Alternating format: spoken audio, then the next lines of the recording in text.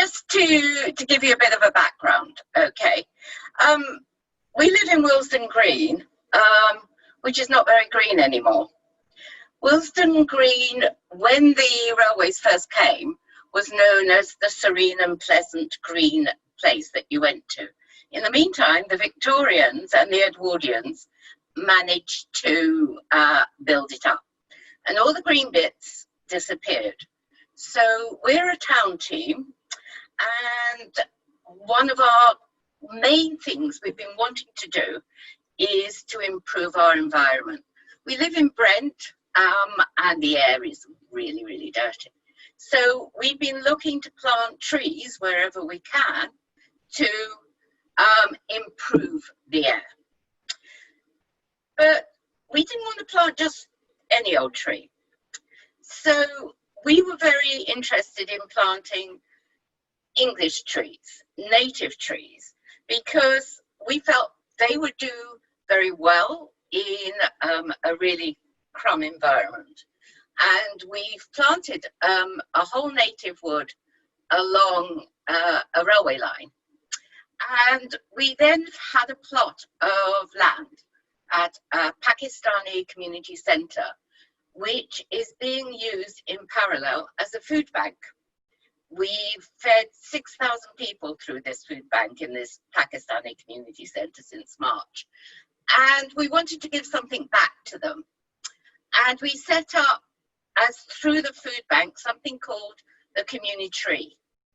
And the community tree was to encourage volunteers to come along and actually improve the environment for the people using the community centre. So we looked at, this was last autumn, initially, we looked at the kind of trees that would be good. And what we wanted to do was to provide trees that would support the environment, trees that were beautiful, had beautiful flowers, that would support wildlife, nuts, berries, and everything like that. So we looked into trees, and we were worried because a lot of native species are going out, as the previous slide showed. They are dying out because of the habitat.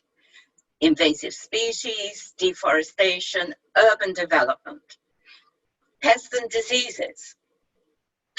All of these things are affecting in Europe generally, but some of them, particularly urban development, of course, is threatening British trees.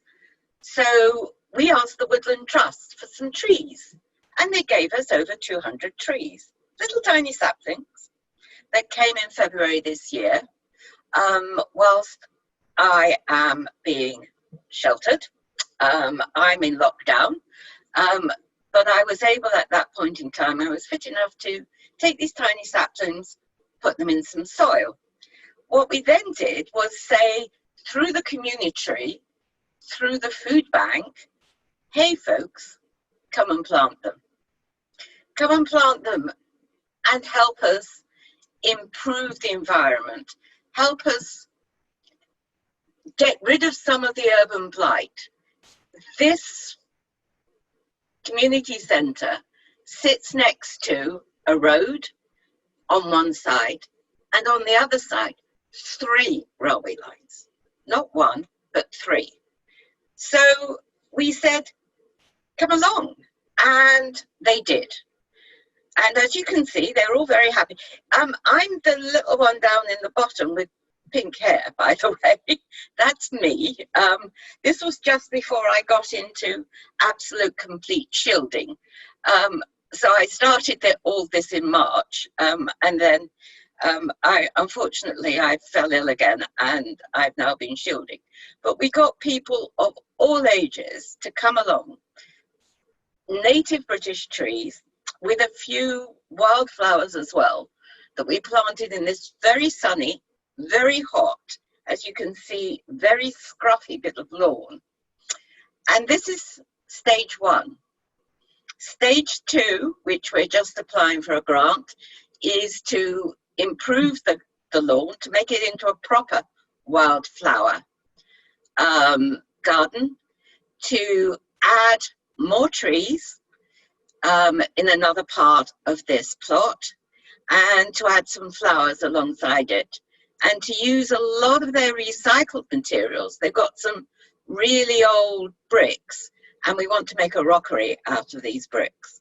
And all of this is in a community centre, which is a charity, and we've done it through volunteers. And apart from the soil, when I planted up the seedlings when they came to us, it has cost us nothing but labour.